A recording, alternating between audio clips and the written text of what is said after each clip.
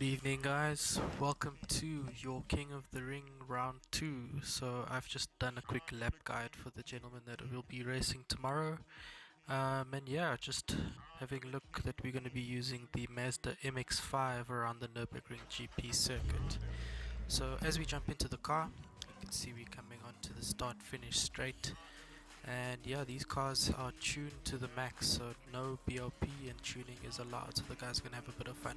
So as we come to the first corner, we're going to brake on the 100-meter board or at the curve, trying to keep it tight at turn 1 as we exit out quite wide and then now into the Mercedes arena in turn 2, keeping it tight in third gear and then accelerating out wide onto the curve.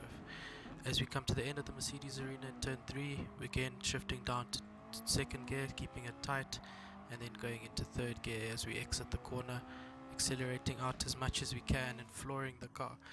This car does like to get driven quite hard. Coming into turn 5, the Valvoline curve, we're going down into third gear and then second for the forward curve, which is turn 6. As we exit out, we try and get a little bit of exit curve and then accelerating as much as we can all the way down to the Dunlop curves, braking at the grey curve and turning in and keeping it tight in second gear and accelerating as early as possible, running it wide onto the AstroTurf. Coming now to the Schumacher XS's, we'll take as much curve as we can on entry and then again as much curve as we can on exit, making sure that we're running the car as high rev as possible.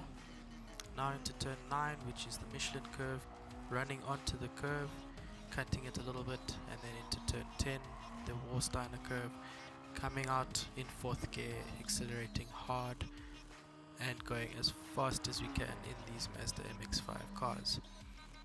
Making our way up the hill now to the chicane, braking on the 100-meter board and then cutting the chicane as much as possible but not getting into penalties. You can see I had a bit of a wiggle there.